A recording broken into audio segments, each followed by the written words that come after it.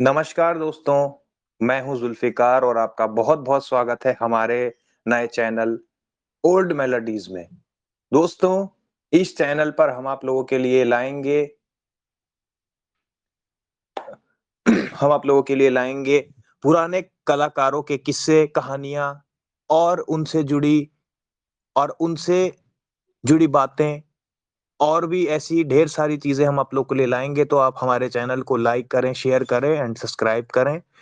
हमारी आपसे गुज़ारिश है। और दोस्तों आज हमारे साथ एक ऐसी शख्सियत हैं जो जिन्होंने रफ़ी साहब के ऊपर बहुत ही काम किया है और अपने शोज़ भी ये काफ़ी करते हैं और कलकत्ता रेडियो में भी ये रह चुके हैं और अ, फ़ॉरेन कंट्रीज़ में भी अपने शोज़ करने, अपने रिकॉर्डिंग्स करने जाते रहते हैं क्योंकि ज़ाहिर-सी बात है, रफ़ी साहब और हमारे जो सिंगर्स हैं, वो वहाँ भी बहुत फ़ेमस उतने ही फ़ेमस हैं जितने कि इंडिया में हैं। और इनका एक चैनल भी है खुद का यूट्यूब पे सिनेमाया, जिस पे ये पुराने एक्टरों के, एक्ट्रेसों के और सिंगर्स के, संगीतकारों के किस्से आप लोगों को बताते ही रहते हैं। तो आज हमारे साथ हैं बहुत ही नामवर शख्सियत जावेद नसीम सर। जावेद नसीम जी, आपका बहुत-बहुत स्वागत है हमारे चैनल में। हाँ जी, नमस्कार। आपके जितने दर्शकगण हैं, देखने वाले हैं, उन सबों को मैं अपना आदाब, सलाम, नमस्कार और सत श्री अकाल पेश करता हूँ और आपका शुक्रिया अदा करता हूँ कि आपने मुझे ये इज़्ज़त दी कि अपने चैनल पे आपने मुझे एक गुफ्तगू की दावत दी। बहुत-बहुत शुक्रिया आपका। जी, तो दोस्तों आज का इंटरव्यू बहुत इंटरेस्टिंग होने वाला है। इसमें हम इनकी लाइफ़ के बारे में भी जानेंगे और उसके बाद हम रफ़ी साहब के बारे में भी इनसे जानेंगे और बीच में हम कुछ संगीतकारों के बारे में भी इनसे जानेंगे। तो आज का इंटरव्यू पूरा ज़रूर देखिएगा आप लोग। तो सर, मेरा पहला सवाल आपसे ये है कि आपने अपने इस करियर की इसकी शुरुआत कैसे की? आपने स्कूलिंग वगैरह और फिर यहाँ तक पहुँचने का ये मुकाम आपने कैसे हासिल किया? देखिए, मेरा ताल्लुक जो है वो कलकत्ता से है। मेरी स्कूलिंग, मेरी एजुकेशन वो कलकत्ता में ही हुई और क्रिएटिव फील्ड में आना ये एक इत्तेफ़ाक था। ये मैं प्लान करके नहीं आया लेकिन कुछ सर्कमस्टेंसेस ऐसे हुए कि फिर मेरी एंट्री जो हुई थी वो थिएटर से हुई थी।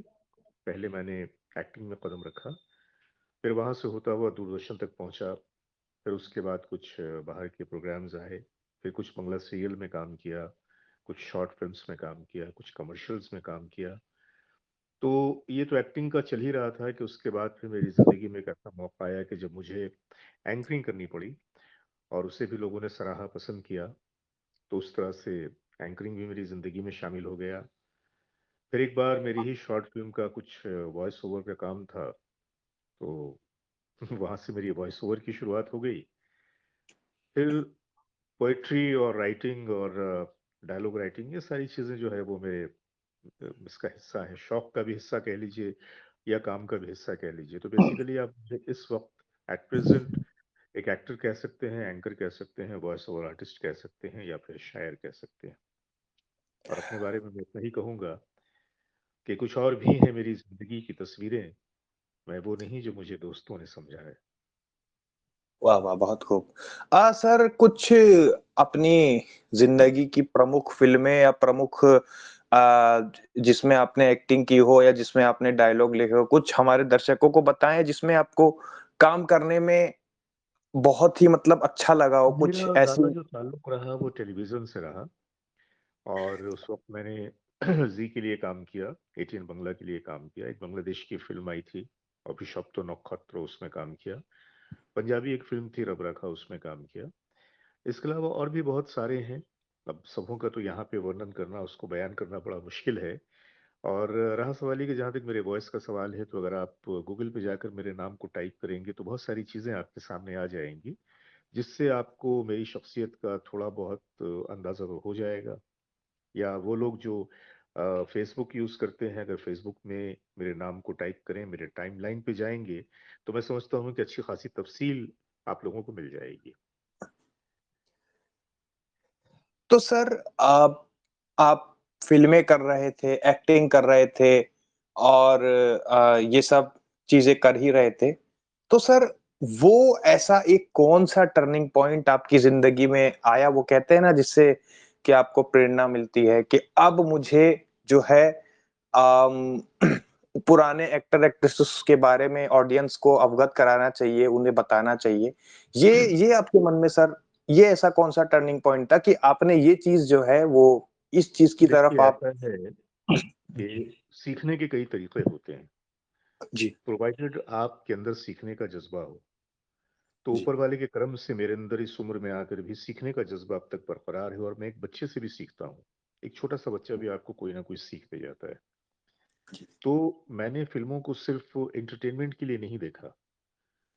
मैंने एक्टर्स को देखा, उनके तर्ज़ गुफ्तगू को देखा, उनके बैठने-उठने के अंदाज़ को देखा, जो वो कैरेक्टर कर रहे थे, उसमें वो किस तरह से महव हो जाते हैं, डूब जाते हैं, मैंने वो फ़ॉलो किया।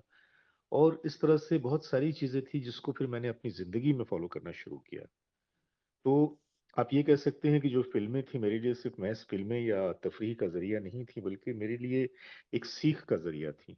मैंने बहुत कुछ सीखा अपनी हिंदुस्तानी फ़िल्मों से, अपने हिंदुस्तानी एक्टर्स से और ख़ास तौर से मिज़ाजी तौर से मैं जो बहुत प्रभावित रहा वो अपनी संगीत से, हमारा जो संगीत है, उसमें हम क्लासिकल की बात करें या हम फ़िल्मी संगीत की बात करें, ये इतना रिच है हमारा हेरिटेज इस मामले में कि मैं समझता हूँ कि शायद ही इस जादू से निकलना किसी के बस की बात है। और जिस वक़्त मैं बहुत ही छोटा था, जब मैं 7 साल का था तो मैंने एक फ़िल्म में एक गाना सुना था, इस रंग बदलती दुनिया में इंसान की नीयत ठीक नहीं। और चूँकि मैं बहुत छोटा था, उस वक़्त उतना होश भी नहीं था, ज्ञान भी नहीं था कि भई क्या है, बस एक गाना अच्छा लगा, उसके टूटे-फूटे लफ्ज़ मैं गुनगुनाने लगा। मेरे फ़ादर ने सुना तो मेरे शौक को देखते हुए वो घर पे एक फ़िलिप्स का रेडियो ले आए और उसमें फिर मैं गाने-वाने सुनना, वहाँ से मुझे वो संगीत का शौक मुझे वहाँ से पैदा हुआ। लेकिन गाने से मतलब गायकी से मैं बहुत दूर रहा। सिंगिंग मैं नहीं करता, लेकिन आवाज़ की दुनिया का मैं एक मुसाफ़िर मैं भी बन गया और फिर वक़्त ने कुछ ऐसा मोड़ लिया कि अब मैं प्रोफ़ेशनल एंकर हूँ, वॉइस ओवर आर्टिस्ट हूँ। मेरी आवाज़ जो है आप बहुत सारे प्लेटफ़ॉर्म पे सुन पाएँगे क्योंकि मैं नेशनली काम कर रहा हूँ। तो अ, इसमें क्या कहते हैं कि रिख्ता पे आप जाएँगे जो कि सबसे बड़ा उर्दू का प्लेटफ़ॉर्म है, वहाँ पे मेरी ग़ज़लें आपको मिल जाएँगी रिकॉर्ड की हुई, कुछ हमारे ऑडियो बुक्स जाते हैं वो मिल जाएँगे। और इस तरह से बस मोटिवेशनल कुछ चीज़ें हैं, वो इस तरह से बस एक आवाज़ के ही माध्यम से मैं लोगों से जुड़ा और फिर रफ़ी साहब का मामला ये हुआ कि जब मैंने पहचाना उस आवाज़ के मालिक को, उस वक़्त तक मैं 15-16 साल का हो चुका था और फिर मैंने पहचाना कि ये मोहम्मद रफ़ी साहब कौन हैं और फिर बस मुझे अच्छे लगते थे वो, बहुत अच्छे लगते थे। उनकी आवाज़ मुझे बहुत आराम देती थी, शांति देती थी। सुनता मैं सबों को था उस समय भी, लेकिन इस आवाज़ ने मुझे अपनी तरफ बहुत ज़्यादा ही मायल किया। और जैसे-जैसे मैं इन्हें सुनता गया, वैसे-वैसे जो है उनके प्रति मेरी मोहब्बत बढ़ती चली गई। क्योंकि मैंने सिर्फ़ रफ़ी साहब को एज़ अ सिंगर नहीं देखा, मैंने रफ़ी साहब की शख्सियत के अंदर उतर कर जाना कि हू इज़ मोहम्मद रफ़ी और वो क्या हैं? और जब मैं उनकी शख्सियत के अंदर उतरा, तो उस चीज़ ने तो मुझे उनका गर्विदा बना दिया। तो वहाँ से एक शुरुआत हुई। उस वक़्त तो सोशल मीडिया वगैरह नहीं था, यूट्यूब वगैरह का मामला नहीं था, ना ही फ़ेसबुक था। ये सारी चीज़ें तो अभी चंद सालों से हमारे सामने आई हैं। तो पहले अपने प्यार को एक्सप्रेस करने का मेरे पास में कोई माध्यम नहीं था। लोगों से बात होती थी, तो उनके सामने ज़िक्र होता था और रिकॉर्ड्स वगैरह मैं खरीद के लाया करता था, एलपीज़, लॉन्ग प्ले रिकॉर्ड्स और जो भी मैं पॉकेट मनी बचाता था, उससे भी मैं रिकॉर्ड खरीद लिया करता था। जो अलग से पैसे होते थे, उनसे भी रिकॉर्ड खरीद लिया करता था। तो इस तरह से मेरे पास में एक बहुत ही बड़ा खज़ाना जमा हो गया रिकॉर्ड्स का। फिर वहाँ से कैसेट की तरफ आए, फिर उसके बाद वहाँ से वीसीपी, वीसीआर की तरफ आए। तो ये संगीत का जो शौक था ये बढ़ता चला गया और ये मेरे लिए बड़ी खुशी की बात रही कि जिन लोगों के रिकॉर्ड लाके मैं सुना करता था, अब फिर बाद में उन लोगों से मेरे पर्सनल ताल्लुकात पैदा हुए, उनके मैंने प्रोग्राम किए, उनसे मेरी मुलाकातें हुई। तो इसको मैं अपनी एक अचीवमेंट मानता हूँ कि आप जिसके गाने कभी सुनते थे, अब उनके साथ बैठ के चाय पीते हैं। जी, जी, जी। सर इस अचीवमेंट तक पहुँचने के लिए बहुत बहुत कुछ करना पड़ता है।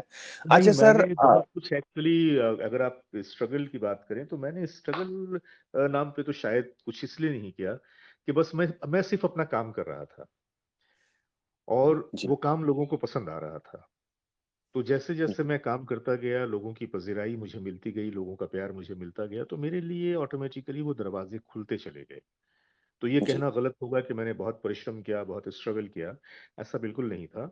ये कह लीजिए कि उनकी जो दुआएँ थीं, उनकी जो मोहब्बत थी, उस चीज़ ने मेरे लिए रास्ता खोला। मिसाल के तौर पे भी आप देखिएगा, मेरे लिए पॉलिटिक्स से भी बहुत कई बार ऑफ़र आए डिफरेंट पार्टीज़ की तरफ से कि आप पॉलिटिक्स जॉइन कर लीजिए, आप अच्छा बोलते हैं, आपकी पकड़ है लोगों की नब्ज़ पे। लेकिन मैंने हमेशा खुद को उस चीज़ में जाने से रोका। मैंने एक जी, बार कहा था एक साहब से, उन्होंने कहा कि मैं अपनी पार्टी का एक स्पोक्स पर्सन आपको बना देता हूँ, आप आ जाइए हमारी पार्टी में। तो मैंने एक बात कही थी, आज जो मैं काम कर रहा हूँ रफ़ी साहब पे या दूसरी जो स्टोरीज़ मैं बयान करता हूँ, तो उसपे जो मुझे कमेंट्स आते हैं, उसमें मुझे बड़ी दुआएँ मिलती हैं। जी, लोग बहुत खुश होते हैं, उनका दिल मैं खुश करता हूँ। जी, लेकिन कल को अगर मैंने पॉलिटिक्स में कदम रख दिया, तो मुमकिन है कि यही लोग होंगे जो इतनी मोहब्बत से फिर मुझे याद नहीं करेंगे, बल्कि मुझ पे उँगलियाँ उठाएँगे, मुमकिन है कुछ लोग गालियाँ भी दें। तो जो दुआएँ जी, मिल रही हैं, मैं इन्हें खोना नहीं चाहता। और अब जी, सच पूछें, कभी-कभी बड़े उल्टे-सीधे कमेंट्स आते हैं मेरे वीडियोज़ पे कि आप तो पैसों के लिए कर रहे हैं, आपको तो बहुत जी, पैसे जी, मिलते हैं, ये वो इस तरह की बहुत सारी उल-जलूल चीज़ें आती हैं। लेकिन मैं आपको जी, बताऊँ कि मेरी जो फर्स्ट प्रायोरिटी है, वो लोगों के दिलों तक पहुँचना और उनकी दुआएँ लेना, और मैं यही काम कर रहा हूँ।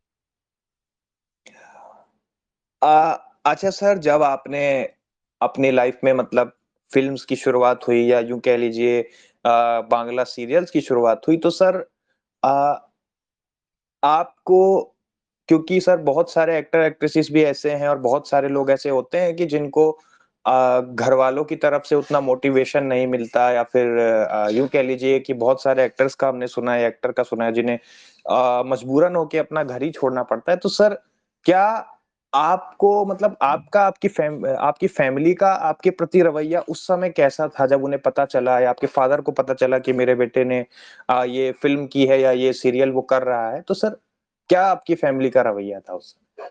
देखिए, पहली बात तो ये है कि किसी भी शख्स के आगे बढ़ने में एक मोरल सपोर्ट, एक इमोशनल सपोर्ट फैमिली का होना बहुत ज़रूरी होता है। उससे रास्ते बड़े आसान हो जाते हैं। जी। और दूसरी बात ये है कि मेरे फादर जो हैं, बहुत ही छोटी उम्र में, when I was only 8 plus, मेरे फादर का देहांत हो गया था। ओह! और मैं ही अपने घर का बड़ा था। तो जी, समझ लीजिए कि साढ़े 8 साल की उम्र में मैंने वो दौर देखा है। बड़ा सख्त दौर था, ज़िंदगी को गुज़ारना बड़ा मुश्किल था। जी, लेकिन मेरे दिमाग में एक जुनून था कि मुझे इन आम लोगों का हिस्सा नहीं बनना है, मुझे इन लोगों से अलग होना है। जी, मैं कुछ अलग करना चाहता हूँ, मैं इनकी इस भीड़ में रहना नहीं चाहता। जी, तो इस तरह से मैंने खुद अपने तौर पे उस जुनून की खातिर तालीम हासिल की, और उसके बाद फिर कुछ थोड़ा बहुत इधर-उधर सीखने, क्योंकि मैंने हमेशा से एक ये तरीका अपना रखा था कि मैं कभी भी अपने हम-उम्र बच्चों के साथ नहीं बैठता था। मैं जी, हमेशा अपने से बड़े के साथ बैठता था, जो मुझसे 15 साल, 20 साल, 25 साल तक बड़े थे। उनको मैं अपना दोस्त भी नहीं कह सकता, मेंटर जी, कहूँगा, क्योंकि वो लोग जब बैठ के आपस में बातें करते थे, तो मैं सिर्फ़ खामोशी के साथ उनको सुना करता था, जी, ऑब्ज़र्व किया करता था। और जी, उस चीज़ ने मुझे मेंटली बहुत ही मैच्योर्ड कर दिया। और जी, आज की तारीख़ में ये समझ लीजिए कि मैं एक बहुत ही प्रैक्टिकल आदमी हूँ। मैं किस्से कहानियों की बात नहीं करता, जो ज़िंदगी को मैं देखता हूँ, जिस रंग में देखता हूँ। तो जी, जब मैं वैसे बयान करता हूँ, तो कुछ लोग ऐसे भी हैं जो मेरे इस बात पे उँगली उठाते हैं, उन्हें जी, पसंद नहीं करते। लेकिन मैं अपने मिज़ाज को इसलिए नहीं बदल सकता कि देखिए, इज़्ज़त देने वाला ऊपर बैठा है, आसमानों पे बैठा है, और वो इंसान की नीयत को देखता है, उसके काम को देखता है। तो मैं सिर्फ़ अपना काम कर रहा हूँ, बाकी जो भी फल मिलेगा या मिलना है, वो तो ऊपर वाले के हाथ में है। जी। अच्छा सर, अब हम अपने दूसरे हिस्से की ओर आते हैं इंटरव्यू के। सर, आप सबसे पहले तो सर आप हमारे दर्शकों को जो लोग नहीं जानते हैं, उन्हें ये बताइए कि रफ़ी साहब की जो ओरिजिनल जो शुरुआत थी, वो जी। सर कैसे हुई थी? ये शुरुआत की जो बात है, तो ये तो उन्होंने रफ़ी साहब ने भी अपने इंटरव्यू में बताया था। मैं उसी चीज़ को दोहराए देता हूँ कि रफ़ी साहब जो थे बचपन से ही उन्हें एक कहना चाहिए गॉड गिफ्ट था संगीत का। उनकी जो रुचि थी, वो बहुत ज़्यादा ही संगीत की तरफ थी, गानों की तरफ थी, नॉट संगीत एग्ज़ैक्टली, गाने जो बजते थे रेडियो वगैरह पे उसकी तरफ थी। और जी, लाहौर रेडियो से जो गाने-वाने सुनते थे, थोड़ा उनकी तरफ ध्यान था उनका, पंजाबी गाने वगैरह। तो उनके भाई साहब की एक बार्बर की दुकान हुआ करती थी लाहौर भाटी गेट में। जी, तो जी। वहाँ पे रफ़ी साहब थे, उस वक़्त उनकी उम्र मेरा ख़्याल से 8 साल के करीब थी। हुँ, तो वहीं पे वो उनको असिस्ट किया करते थे, हुँ, कस्टमर्स को। और रफ़ी साहब के मोहल्ले में एक फ़कीर आया करते थे, जो जी, कि गाते हुए वो माँगते हुए जाते थे। रफ़ी साहब को उनकी आवाज़ इतनी पसंद होती थी, अच्छी लगती थी, कि रफ़ी साहब सारा काम छोड़ के उसके पीछे-पीछे दूर तक चले जाते। जी, जी। तो वहाँ से वो शौक की वो शुरुआत हुई। तो इस चीज़ को हमीद साहब ने, जो कि रफ़ी साहब के दोस्त के भाई के दोस्त थे, उन्होंने फ़ॉलो किया कि ये लड़का, इसका जो रुझान है वो संगीत की तरफ है। और हुँ, बीच-बीच में ये होता है कि रफ़ी साहब को छोटे से बच्चे थे, तो कस्टमर्स रहते, हमीद साहब रहते बिठा के और कहते ये सुनाओ, वो सुनाओ। तो रफ़ी साहब हुँ, अपनी बचकानी आवाज़ में उन लोगों को वो चीज़ें दुकान में बैठ के सुनाया करते थे। इसी बीच में लाहौर रेडियो से एक साहब थे वहाँ पे, वो उनके यहाँ बाल बनवाने आते थे। तो उसने जी, सुना तो कहा कि तुम मुझसे आकर मिलो। जी, ये लाहौर स्टेशन पे गए, ऑडिशन दिया, कामयाब हुए और फिर वहाँ से प्रॉपर तरीके से रफ़ी साहब की एक शुरुआत हुई। तो वहाँ से फिर वो आगे बढ़े, फिर उनके सामने फिर उनकी मुलाकात श्याम सुंदर जी से हुई, जिन्होंने पहली बार उन्हें पंजाबी फ़िल्म में गाने का मौका दिया। फिर वहाँ से आगे बढ़े, तो हमीद साहब ये सारी चीज़ें फ़ॉलो कर रहे थे कि रफ़ी साहब जो हैं, वो अपने शौक में आगे की तरफ ही बढ़ते चले जा रहे हैं। तो फिर वो उन्हें हुँ, लेके बॉम्बे चले आए। यहाँ पे नौशाद साहब से उनकी मुलाकात हुई, वो कहानी भी आप लोगों को मालूम होगी कि रफ़ी साहब की जो इंडस्ट्री में शुरुआत हुई, हिंदी इंडस्ट्री में, एक जी, कोरस गाने वाले की हैसियत से शुरुआत हुई थी। इसके हुँ, पहले वो गाँव की गोरी और एक और फ़िल्म थी गुल बलोच, उसमें इन 2 फ़िल्मों में वो पंजाबी गाना गा चुके थे। जी, जी, लेकिन हिंदी में उनकी जो शुरुआत हुई, वो पहले आप नाम की एक मूवी थी जिसमें एक फ़ौजी गाना था, नौशाद साहब का संगीत था, हिंदुस्तां के जी, हम हैं, हिंदुस्तां हमारा, जी, हिंदू-मुस्लिम सबकी आँखों का प्यारा। हुँ, तो इसमें एक कोरस में जो है वो उसमें एक फ़ौजी इफ़ेक्ट देना था गाने में, तो उस हुँ, ज़माने में तो साधन उतने नहीं थे। तो कोरस गाने वालों को बूट आर्मी के बूट्स पहना दिए गए थे। उन्हें कहा गया था कि मार्च करने की तरह से वो ज़मीन पे पैरों को एक ताल में पटकेंगे, तो वो जो हुँ, धमक पैदा होगी तो उससे ये लगेगा कि ये फ़ौजी मार्च कर रहे हैं और वो इफ़ेक्ट रिकॉर्ड होना था। जी, रफ़ी साहब गए तो उनके पास एक खत था जो कि नौशाद साहब के वालिद का, उनके पिताजी का था। हुँ, हुँ, पिताजी ने नौशाद को लिखा था कि ये लड़का जा रहा है, इससे गाने का बड़ा शौक है, तुम हुँ, देखना ज़रा इसकी मदद कर देना। अब अब्बा हुज़ूर का ख़त है तो ज़ाहिर-सी बात है कि उस ज़माने में तो रिश्तों की इतनी अहमियत और इतनी कद्र थी कि अब्बा का हुक्म मतलब अल्लाह का हुक्म। जी, तो जी, उस वक़्त उन्होंने क्या किया कि कहा कि भई लड़के को एक जूता पहना दो और जी, कोरस गाने वालों के साथ खड़ा कर दो। मतलब उसी जी, वक़्त से शुरुआत हो गई। हुँ, अब रफ़ी साहब को जब आर्मी बूट पहनाया गया और तकरीबन 4 घंटों तक वो मुसलसल चलती रही रिकॉर्डिंग। हुँ, जी, जब उन्होंने शूज़ उतारे हैं, तो उनके पैरों से खून रिस रहा था। ओह! और कारण ये हुआ कि आर्मी बूट वो तो बिल्कुल क्या कहते हैं कि एकदम अकड़े हुए थे, सख्त बूट। और हुँ, जल्दबाज़ी में ये हुआ कि उन मोज़ा जो दिया जाना था पहनने के लिए, मोटा मोज़ा होता है, वो जी, मोज़ा जी, उनको नहीं पहनाया गया था, बिना मोज़ों के उनको जो उतार दिया गया था कोरस गाने के लिए। ओहो! नतीजा जी, ये हुआ कि 4 घंटे तक मुसलसल वो पैरों के पटकने की वजह से उनके पैरों जी, से खून रिसने लगा था। तो इंडस्ट्री में ये थी रफ़ी साहब की शुरुआत। और फिर रफ़्ता-रफ़्ता बहुत जल्द उन्होंने अपनी एक पहचान बनाई। शुरुआती दौर में वो खान मस्ताना और जीएम दुर्रानी साहब से काफ़ी मुतासिर थे। जी, जी, तो कुछ अरसे तक तो उन्होंने इन दोनों को के अंदाज़ को फ़ॉलो किया। लेकिन जी, फिर उसके बाद इन्होंने अपना 1 साल, डेढ़ साल लगते-लगते अपना एक ओन स्टाइल जनरेट कर लिया। जी, और फिर उन्होंने, जब उनका सफ़र शुरू हुआ तो कुछ ऐसा करिश्मा दिखाया कि प्लेबैक सिंगिंग को एक नया मोड़ दे दिया उन्होंने। हुँ, उससे पहले अगर आप सुने तो उससे पहले के जो गाने होते थे, रफ़ी हुँ, साहब की एंट्री के पहले की बात मैं कर रहा हूँ, तो उसमें एक नेसल टोन हुआ करता था। जी, एक डिफरेंट टोन में गाते थे वो लोग। जी, लेकिन रफ़ी साहब के आने के बाद वो जो नाक से जो आवाज़ निकाली जाती थी, हुँ, उसका खात्मा हो गया। और फिर रफ़ी साहब ने प्लेबैक सिंगिंग को एक ऐसा आयाम दिया कि जिसपे बहुत सारे उनके जो उस दौर के लोग थे, उस रास्ते पे जी, चलते हुए नज़र आए। तो ये थी उनकी शुरुआत और 1952 के बाद तो फिर उन्होंने पीछे मुड़कर ही नहीं देखा। जी, जी। अच्छा सर, एक चीज़ बहुत पहले से हम लोग देखते आ रहे हैं कि हालाँकि हम ये देखते हैं कि किशोर कुमार ने, रफ़ी जी ने बहुत सारे गाने साथ में गाए हैं।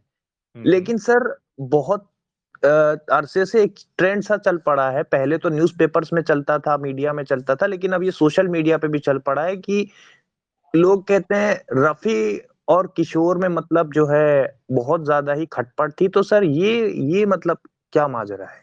देखिए, मैं आपको बताऊँ कि मेरे ताल्लुकात ऊपर वाले के करम से दोनों की फैमिलीज़ से हैं। रफ़ी जी, साहब की फैमिली से भी हैं, किशोर दा की फैमिली से भी हैं जी। और अमित कुमार के जो साले हैं, देवाशीष दासगुप्ता, वो बज़ाते खुद बहुत अच्छे प्लेबैक सिंगर हैं। जी, वो जी।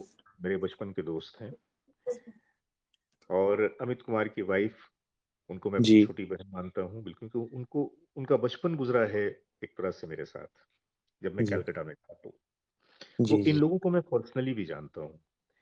पहली जी, बात तो ये है कि ये जो हवा उड़ाई गई थी, वो एक कंट्रोवर्सी थी अपने पेपर को, अपने मैगज़ीन को ज़्यादा से ज़्यादा तादाद में पब्लिश करने का, बेचने का जी। और ये इन लोगों ने एक ऐसी कंट्रोवर्सी उड़ाई थी कि उस ज़माने में हर मैगज़ीन में, हर पेपर में एक कॉलम होता था जिसमें रफ़ी वर्सेस किशोर होता था। जी, जी। और ये मामला इतना बढ़ा कि एक बार बज़ाते खुद टाइम्स ऑफ इंडिया के ऑफ़िस में किशोर दा खुद से पहुँचे और जाने के जी। बाद कहा कि आप लोग इस आर्टिकल को, इस कंट्रोवर्सी को बंद कीजिए, बहुत हो गया ये। हुँ। क्योंकि किशोर दा का जहाँ तक ताल्लुक है, वो बज़ाते खुद रफ़ी साहब के बहुत ही आर्डेंट फ़ैन थे, बहुत बड़े फ़ैन थे। जी। ये जो एक पिक्चर जो दिखाई जाती है, इस बात का मैं बिल्कुल इसको कंडेम करता हूँ क्योंकि मेरे सामने ऐसी पच्चीसों कहानियाँ हैं, जिनसे ये पता जी, चलता है कि वो दोनों एक-दूसरे की कितनी इज़्ज़त करते थे। जी।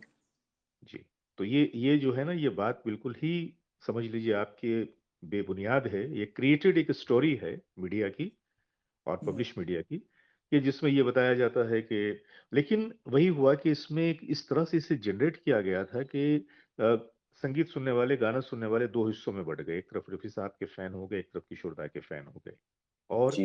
दोनों में रस्साकशी शुरू हो गई। दोनों में आपस में बहुत उल्टी-सीधी बातों का लेन-देन शुरू हो गया। एक-दूसरे से नफ़रत करने लगे।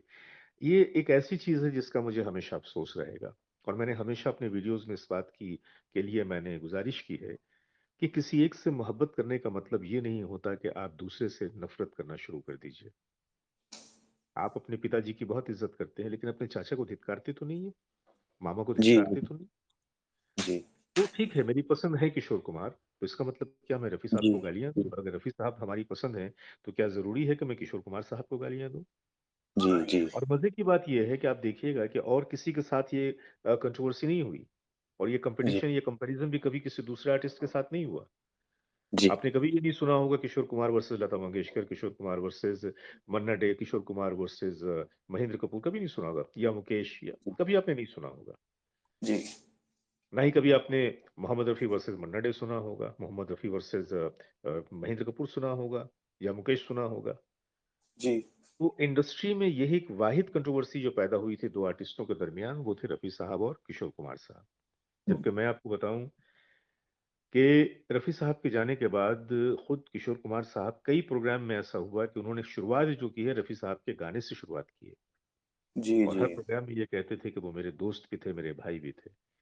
और अगर रफ़ी साहब से उनको कोई प्रॉब्लम होती किशोर साहब को, तो मुझे आप ये बताइए कि उन्होंने, क्योंकि किशोर कुमार साहब एक्टर भी थे, राइटर हुँ, भी थे, प्रोड्यूसर जी, भी थे, डायरेक्टर भी थे, अपनी फ़िल्में बनाते थे।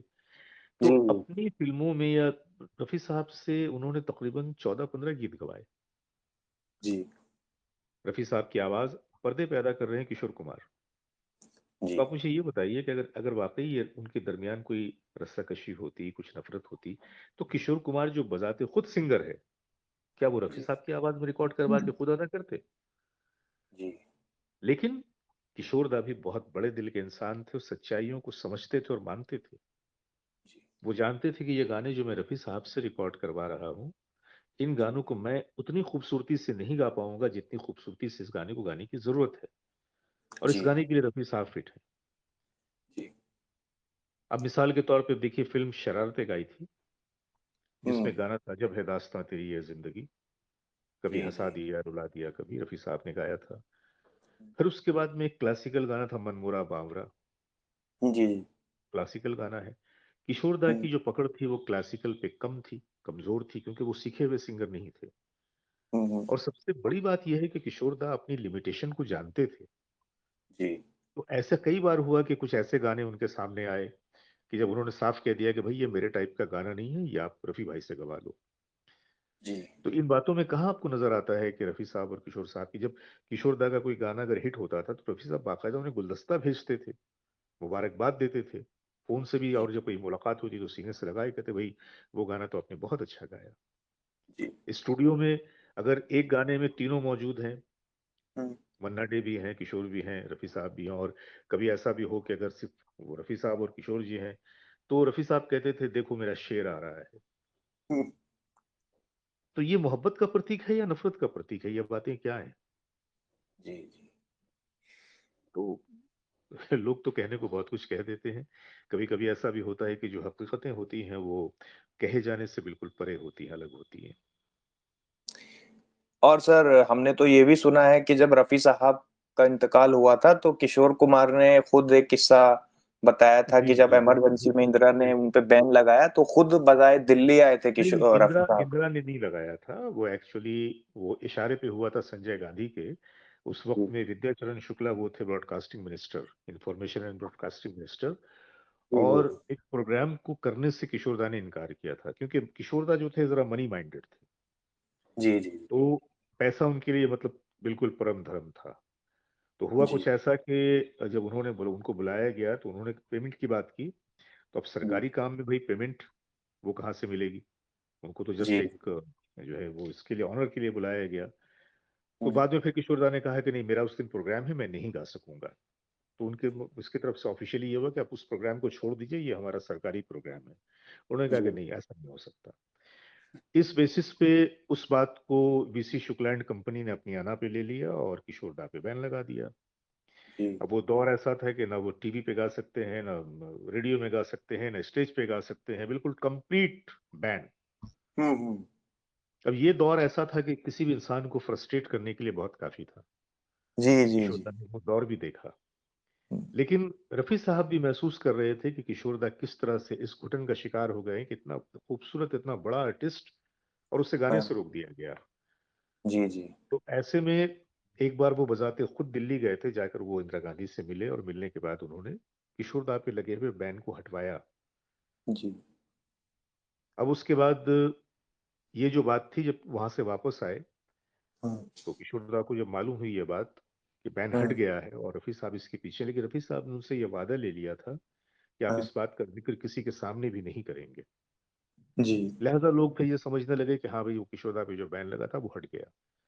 हुँ, लेकिन जब रफी साहब की मौत के बाद वो उनके घर पे गए, उनका जनाजा रखा हुआ था, हुँ, तो किशोर कुमार साहब बिल्कुल बेसाख्ता बच्चों की तरह से वो रो पड़े। रफी साहब के पैरों को पकड़ के उन्होंने कहा कि जो बात मैंने आज तक आपके मना करने पे किसी को नहीं बताई थी, आज मैं सबों के सामने उस बात को बताना चाहता हूँ कि आपने किस तरह से किशोर कुमार पे ये एहसान किया था कि आप खुद से बैन हटवाए थे, हटवाने के लिए आप दिल्ली तक गए और आपने वो बैन हटवाया था। तो उस दिन लोगों को पता चला कि ये बैन हटवाने वाले मोहम्मद रफी साहब थे। तो अगर मोहम्मद रफी साहब किशोर कुमार के खिलाफ अगर सोचते, तो भाई हुँ, उनकी राह पे सबसे बड़ा रोड़ा तो किशोर कुमार थे। क्या वो किशोर कुमार जी के लिए इतना बड़ा कदम उठाते? जी। तो यही वो चीजें हैं जो रफी साहब को बहुत बड़ा बना देती हैं, क्योंकि रफी साहब इनसिक्योर नहीं थे। सर एक वक़्त ऐसा भी आया था कि बी आर चोपड़ा के लिए रफ़ी साहब गाते थे लेकिन अ, ल फिर ऐसा क्या हुआ कि सर बी आर चोपड़ा ने ये कहा कि मैं दूसरा मोहम्मद रफ़ी लाऊँगा और वो ले आए महेंद्र कपूर को। और बी आर चोपड़ा हमारी इंडस्ट्री के बहुत बड़े प्रोड्यूसर डायरेक्टर गुजरे हैं, उन्होंने बहुत अच्छी खूबसूरत खूबसूरत फिल्में बनाई हैं।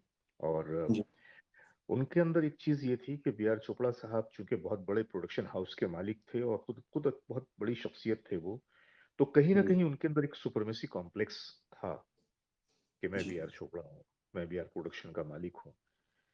तो रफ़ी साहब जब उस ज़माने में गा रहे थे बी आर चोपड़ा के लिए, तो एक दिन रफ़ी साहब ने के सामने उन्होंने अपने ऑफ़िस में एक एग्रीमेंट रखा हुँ, और कहा कि ये जो है ये एग्रीमेंट आप इस पे साइन कर दीजिए। तो रफ़ी साहब हुँ, ने पूछा कि क्या है इस एग्रीमेंट में?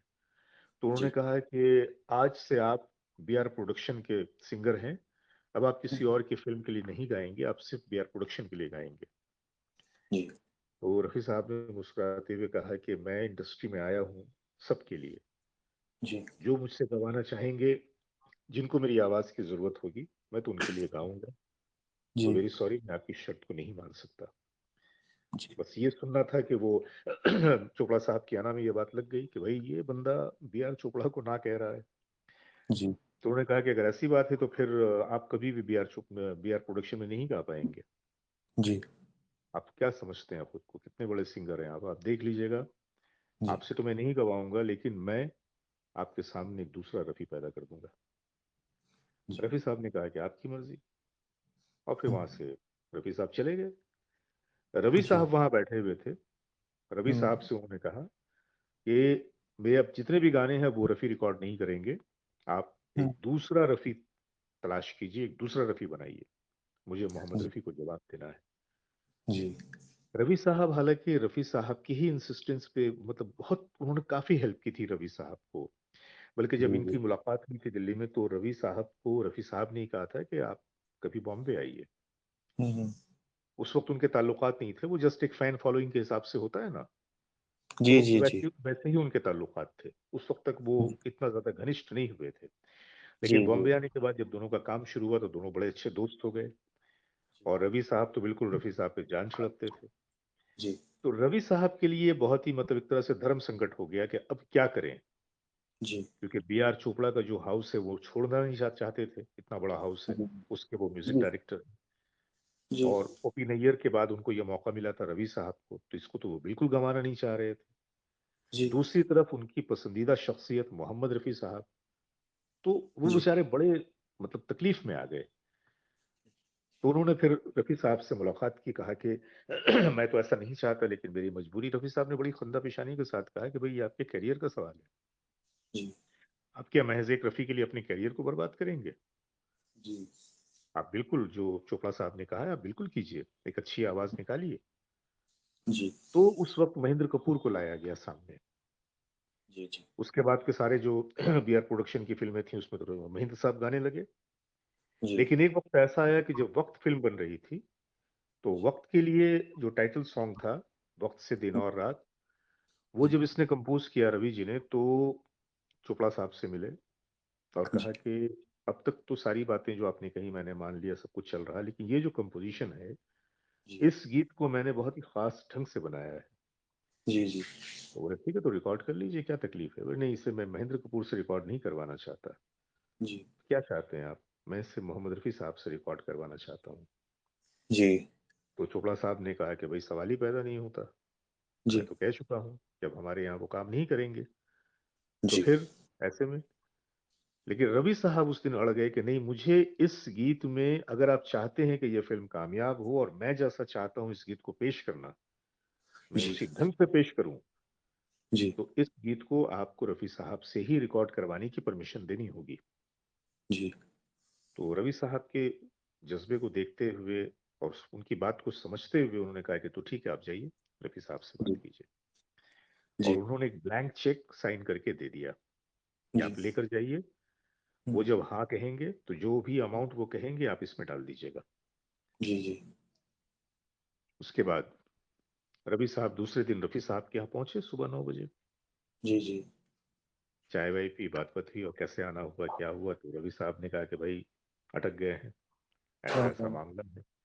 अब तो जी, आपको ही रिकॉर्ड करना है। तो रफ़ी साहब ने कहा अरे भई, चोपड़ा साहब ने तो कहा था कि इंडस्ट्री में दूसरा रफ़ी ले आएँगे, तो फिर मेरे पास आप कैसे चले आए? तो जी, उन्होंने कहा कि चोपड़ा साहब ने ही भेजा है और चोपड़ा हुँ, साहब ने ये चेक दिखाया कि ये चेक दिया है और हुँ, कहा है कि रफ़ी साहब से कहना कि जो अमाउंट वो लेना चाहें, जी, वो इसमें डाल दें और जी, बात को कंप्लीट करें, रिकॉर्डिंग का इंतज़ाम करें। जी, तो जी, उनकी बात सुन के रफ़ी साहब ने कुछ नहीं कहा, सिर्फ़ उनके चेहरे की तरफ देखते रहे। जी, तो रवि साहब ये बात समझ गए, और ये बात बजाते खुद कलकत्ते के एक प्रोग्राम में आए हुए थे, रवि साहब ने खुद बताई थी ये बात, कि मेरे जी। चेहरे को वो देखने लगे। हाँ। तो मैं समझ गया कि वो क्या कहना चाह रहे हैं। मैं खामोशी से उठा, और हम्म, जाने के बाद पास में रखे हुए टेलीफोन को मैंने नंबर हम्म, घुमाया, चोपड़ा साहब का मिलाया, और हम्म, चोपड़ा साहब से मैंने कहा कि मैं इस वक्त रफी साहब के घर पे बैठा हूँ और वो आप लीजिए बात कीजिए। जी। चोपड़ा साहब ने फोन लिया, फोन लेके रफी साहब से कहा, भाई कब तक नाराज रहेंगे? जी। तो रफी साहब ने कहा, नहीं नहीं, मैं बिल्कुल नाराज नहीं हूँ। तो नहीं, मैंने रवि को भेजा है, आप एक काम करें ना, कि ये गाना तो भाई आपसे ही रिकॉर्ड करवाना है मुझे, तो हाँ, एक चेक भी मैंने भेजा है, आपको हाँ, जो रकम लेनी है हम्म, आज की तारीख में, आप जो लेते हैं उससे डबल ट्रिपल चार गुना जो भी रकम आप चाहें आप उसमें डाल दीजिए, हम्म, और रिकॉर्डिंग की डेट आप रवि साहब के साथ फिक्स कर लीजिए, और जो हुआ जी। उसे भूल जाइए। जी। जब ये कॉल आ गया, रफी साहब ने सुना, तो फिर रफी साहब फिर दरगुजर कर दिया। इन्होंने कहा, ठीक है, आपका हुक्म सर आंखों पर, मैं आ हम्म, जाऊंगा। हम्म, जब आके वो बैठे, रवि साहब ने कहा कि लीजिए साहब, ये साइन किया हुआ चेक अमाउंट भर दीजिए। जी। तो रफी साहब ने वही अमाउंट भरी जो उस वक्त वो लेते थे। जी। तो रवि साहब ने कहा, भाई अच्छा मौका है, वो तो कह रहे हैं जब जो दिल में आए भर दीजिए, तो हम्म, आप फिर ये जो लेते हैं वही क्यों करें? नहीं, वो मेरा उसूल है ना, मैंने जितना लेना है, जो मैं लेता हूँ मैं उतना ही लूंगा, मैं ज्यादा क्यों लूंगा? जी। तो इसके बाद फिर उन्होंने उस गाने को रिकॉर्ड किया। जी। तो ये है बी आर चोपड़ा की उसकी कहानी।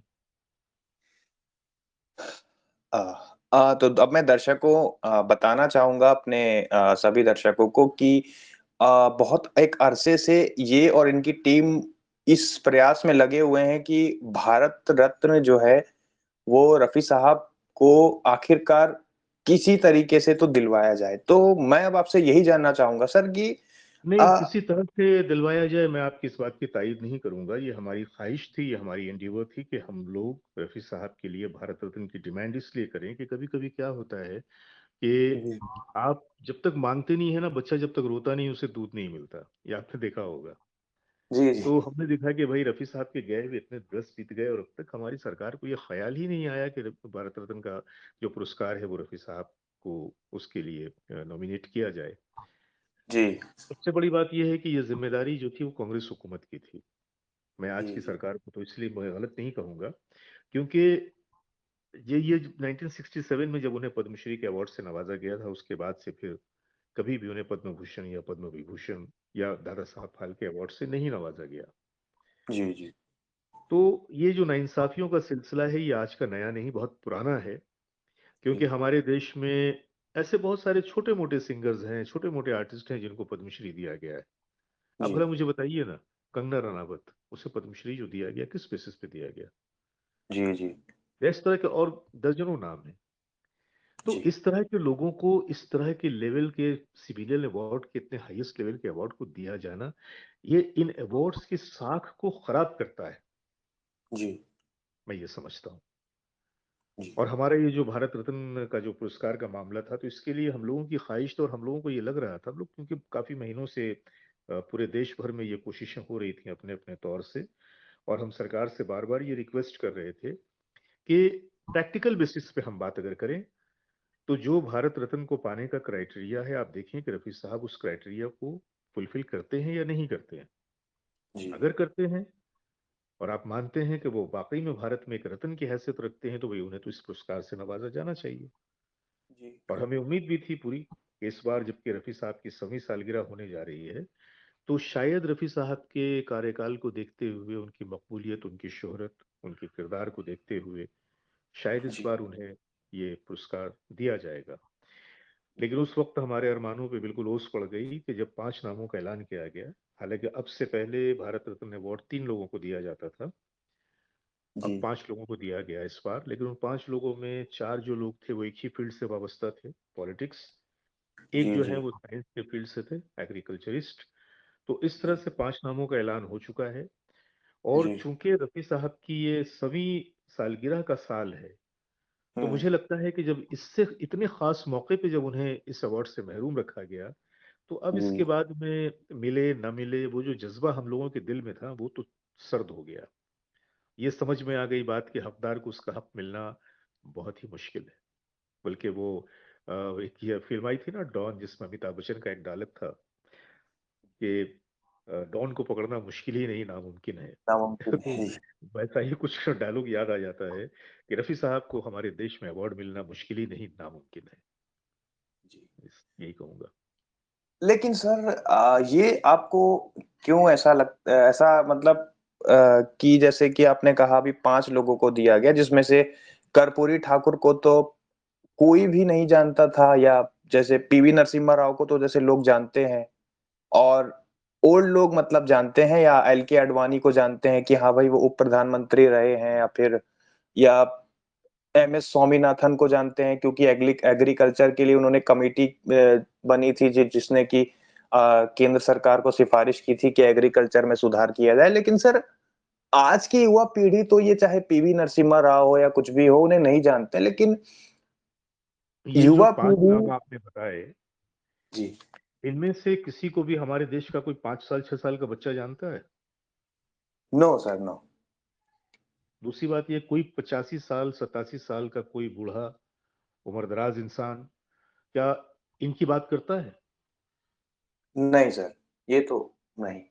लेकिन हम लोगों ने जिसके लिए मांग की, 5 साल की उम्र से लेकर 85 साल के लोग जी। उनकी बातें कहते हैं, सुनते हैं, कुछ तो रोते हैं। जी। तो हमने तो जो डिमांड की थी वाकईतन एक ऐसे इंसान के लिए जो कि इंसान के रूप में था, लेकिन शायद वो फरिश्ता ही था। जी। जी। जी। एक ऐसा इंसान कि जिसकी इज्जत की चादर बिल्कुल बेदाग थी। जी। फिल्म इंडस्ट्री में रहने के बावजूद उनके दामन पे कोई दाग नहीं था, कोई कंट्रोवर्सी नहीं जी। थी। कोई ये नहीं कह सकता कि रफी साहब ने उनका हक मारा या उनके काम जी। में बाधा दिया। नए जी। संगीतकारों को प्रमोट करते थे, नए सिंगर्स को प्रमोट करते थे। इस जी। बात के लिए खुद उस वक्त के जो सिंगर्स थे वो नाराज रहते थे, कंपोजर्स नाराज रहते थे। लेकिन रफी साहब एक ही बात कहते थे, अगर कोई डिजर्व करता है तो उसे उसका हक तो मिलना चाहिए ना। क्या जी। हुआ अगर मेरी थोड़ी सी कोशिश से, थोड़े से हेल्प से अगर वो किसी मकाम तक पहुंच गया, तो मेरा क्या जी। नुकसान। और यही वो जी। वजह है कि ऐसे बहुत सारे संगीतकार हैं जो बिल्कुल गुमनाम हैं, लेकिन उनकी कंपोजिशन को जब रफी साहब ने अपनी आवाज दी तो वही लोग जो हैं, वो लोग उन्हें नहीं जानते, नहीं पहचानते, फिल्म का नाम याद नहीं, किसने लिखा याद नहीं, कौन हम्म। हीरो था, कौन हीरोइन थी, कुछ याद नहीं, लेकिन वो गाना अमर हो गया। ऐसे में आपको दर्जनों गाने की मिसाल दे सकता हूँ। जी। थोड़ी देर के लिए तकदीर का फसाना जाकर किसे सुनाए, ये गाना तो सुना होगा आपने। जी। जी सर। हाँ? ये जिंदगी के मेले दुनिया में कम ना होंगे, किसने गाया कौन जानता है। जी। जी सर। जी। अपनी आंखों में बसा कर कोई इकरार करूं, जी सर। जी सर। इस फिल्म के हीरो का नाम पूछूंगा आप नहीं बता सकेंगे, लेकिन आपको गाना याद है पूरा। जी। जी सर। तो तो ऐसे इंसान को अगर नहीं दिया गया तो मैं समझता हूं कि ये बहुत बड़ी हक तलफी है, नाइंसाफी है, क्योंकि रफी साहब को ये अवार्ड उनकी मौत के फौरन बाद ही मिल जाना चाहिए था। जी। जी। साल 2 साल 5 साल के अंदर ही उन्हें ये अवार्ड मिल जाना चाहिए था। और अगर जी। उस वक्त नहीं भी दिया गया था तो जिस समय लता जी को इस अवार्ड से नवाजा गया, तो वो भी एक बड़ा अच्छा पल था कि जी। उसी साल रफी साहब को भी उस अवार्ड से नवाज दिया जाता। जी। अब कोई अगर कहे कि भाई एक ही साल में एक ही फील्ड के दो लोगों को कैसे अवार्ड दिया जाता, तो उस बात का जवाब तो हमारे अ, इस बार तो मिल गया भारत रत्न के अवार्ड में कि भाई जी। दो क्या, एक ही फील्ड के 4 लोगों को अवार्ड दिया जा सकता है। जी। जी सर, एक चीज हमने देखी है जिसपे आपने भी अभी कुछ दिन पहले दो दो चार वीडियोस बनाई थी। सर जी। आजकल जिस तरीके से एआई का इस्तेमाल करके रफी साहब की आवाज में जो है नए नए गानों को क्रिएट किया जा रहा है और सोशल मीडिया पे वाहवाही भी बड़े बड़े सिंगर्स की तरफ से मिल रही है, तो सर ये क्या एक मजाक बनाने का, रफी साहब के गाने को बिगाड़ने का जो ट्रेंड जो एआई की मदद नहीं से चला है, तो सर इसको नहीं आप नहीं कैसे। नहीं नहीं नहीं, मैं आपको बता रहा हूँ। देखिए, पहली बात है कि आर्टिफिशियल इंटेलिजेंस एक टेक्नोलॉजी, बहुत ही अच्छी टेक्नोलॉजी है। जी। पॉजिटिव तरीके से हम इसका अगर इस्तेमाल करें, देखिए कोई भी चीज होती है ना, उसके दो पहलू होते हैं, जी। पॉजिटिव और नेगेटिव, प्रोवाइडेड कि हम उसके किस पहलू को किस तरह से इस्तेमाल कर रहे हैं। जी। अभी आप देखते हैं ना, फेसबुक की बात कीजिए। जी।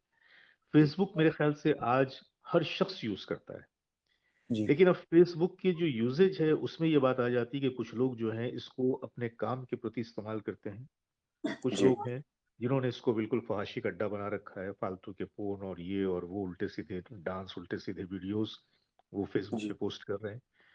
लेकिन फ़ेसबुक एक ऐसी जगह, एक ऐसा प्लेटफ़ॉर्म है कि जहाँ पे आपको खोए हुए दोस्त मिल जाते हैं, जी, खोए जी, हुए रिश्तेदार मिल जाते हैं, क्योंकि जी, everybody is using Facebook.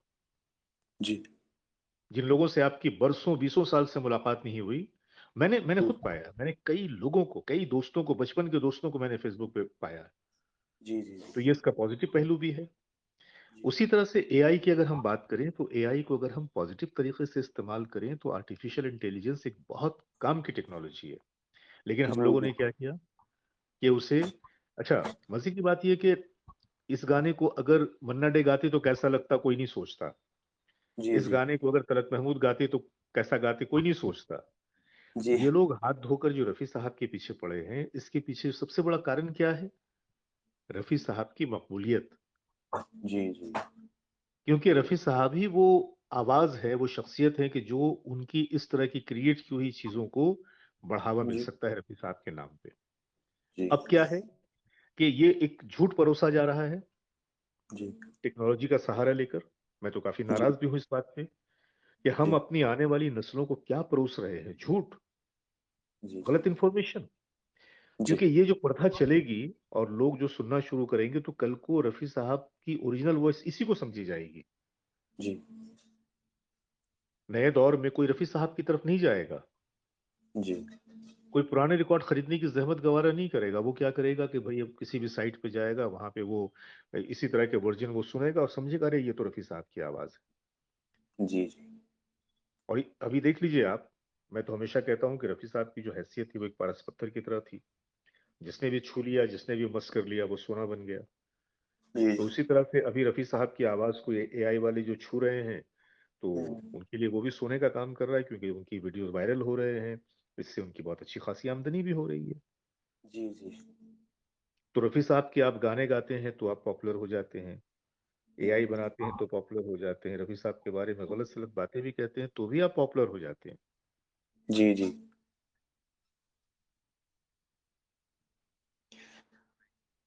Sir आखिरी में आप हमारे दर्शकों को क्या मैसेज देना चाहेंगे? किस विषय में मैसेज दूँ बताइए? अ, जैसे सर आज की मतलब सर जो आज की जनरेशन को सर आप रफ़ी साहब के बारे में या इन सब से रिलेटेड अगर कोई मैसेज देना चाहें तो? नहीं, मैं सबसे जो प्राइम मैसेज देना चाहूँगा आज की जनरेशन को, तो एक ही मैसेज देना चाहूँगा कि देखिए, आज की जो जनरेशन है इसके लिए एजुकेशन बहुत ज़रूरी है। तो सबसे पहले तो अपनी एजुकेशन को कंप्लीट कीजिए, जितना ज़्यादा से ज़्यादा आप एजुकेशन हासिल कर सकते हैं, क्योंकि यही कुछ चीज़ है जो आपके साथ चलती है। अब उसके बाद एजुकेशन से परे अगर हम शौक की बात करें, तो वो लोग जो कि संगीत का शौक रखते हैं, उनसे मैं कहूँगा कि आप जिन्हें पसंद करते हैं, ज़रूर पसंद कीजिए। जिनको भी आप सुनना चाहते हैं, ज़रूर सुनिए। लेकिन वक़्त निकाल कर कभी-कभार रफ़ी साहब को भी ध्यान से सुनिएगा। आपको बहुत सारी चीज़ें सीखने को मिल जाएँगी महज़ उनके गाने सुनकर। जी, जी, जी। और तो अगर हो सर सके तो हम जी, लोग अपनी लेगेसी को, अपनी हेरिटेज को बचा कर रखने की कोशिश करें, क्योंकि देखिए आज के दौर में हर चीज़ फ़ेक होती जा रही है। जी, जी, हर जी। चीज़ में बनावट आ गई है। कोई भी चीज़ अपनी जेन्युइन हालत में नहीं है। जी, और जी, एआई जी। के इस्तेमाल से ये क्या होगा ना कि जिस तरह की चीज़ें मैं देख रहा हूँ, जी। लोगों को का सच के ऊपर से जो विश्वास है ना, वो उड़ जाएगा। जी, जी, जी। एक सही चीज़ भी आपके सामने आएगी तो आपको गुमान गुज़रेगा कि ये फैक्ट है या फेक है। जी, जी। तो हम टेक्नोलॉजी का इस्तेमाल ज़रूर करें, जी, लेकिन पॉज़िटिव तरीके से करें, नेगेटिव तरीके से ना करें। ये बस मैं जी। कहना चाहूँगा। तो सर आपने हमारे लिए अपना कीमती वक़्त में से वक़्त निकाला, आपका बहुत-बहुत शुक्रिया सर। बहुत-बहुत शुक्रिया आपका भी और आपके तमाम दर्शकों का भी, जो लोग सुनेंगे, उनका भी बहुत-बहुत शुक्रिया। धन्यवाद जी। जी।